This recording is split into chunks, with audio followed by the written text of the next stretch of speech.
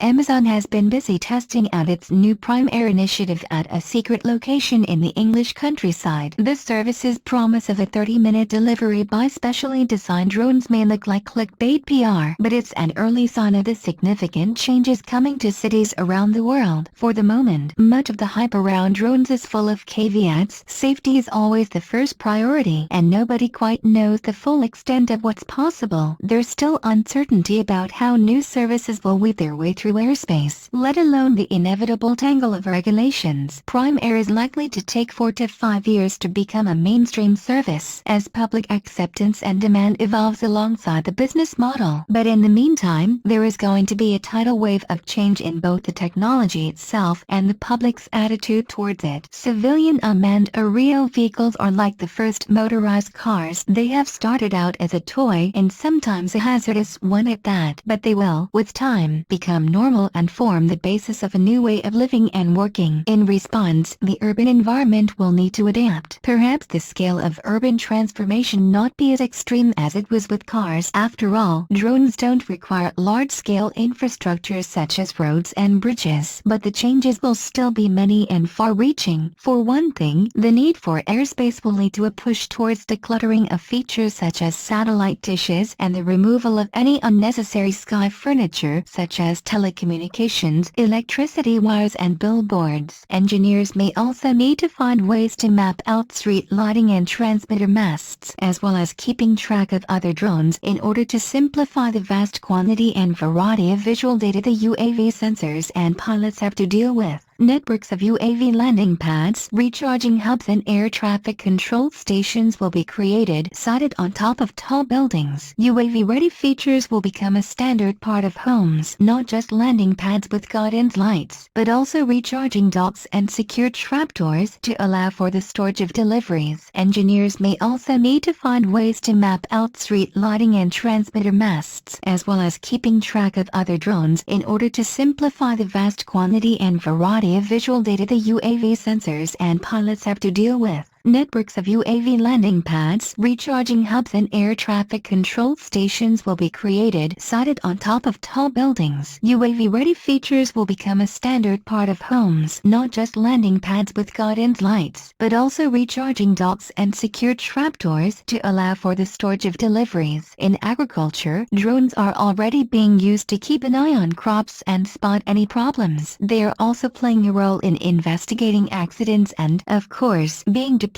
for security and military uses. Drone racing is likely to be another new addition to city spaces. Just as the motor engine led very quickly to motorsports, the availability of new technology and new skills will inevitably lead to competition. Drone racing is already attracting international interest. There are a number of competing leagues and televised events, and the future landscape could include UAV racing courses. Participants and audiences could be local, or, with the help of an internet connection, based anywhere in the world. All of these rely on highly skilled UAV pilots, perhaps even people capable of operating multiple UAVs at a time. Linked to pilot training will be the need for formal, accredited education and skills in UAV services management. Being able to handle a UAV will become a useful life skill for members of the general public. There will be plenty of opportunities for businesses and services relating to UAV provision, maintenance, development and management, as well as communications and safety technologies to meet the need for ultra-reliable and more sophisticated tech such as first-person vision goggles to control UAVs at a distance, not to mention systems for testing and licensing pilots. The local, national and international UAV infrastructure also has real scope to transform the operations for overseas aid and development. Equipped with cameras, UAVs could enable a greater understanding of changing situations and needs and pinpoint the delivery of support and supplies. We need high-profile trailblazers such as Prime Air for the technology to realize the drone market's potential. The hard work, though, is going to be behind the scenes, creating the safety mechanisms for each stage of UAV use and putting in place laws that get the balance right between protecting civilians from harm and allowing this technology the chance to grow.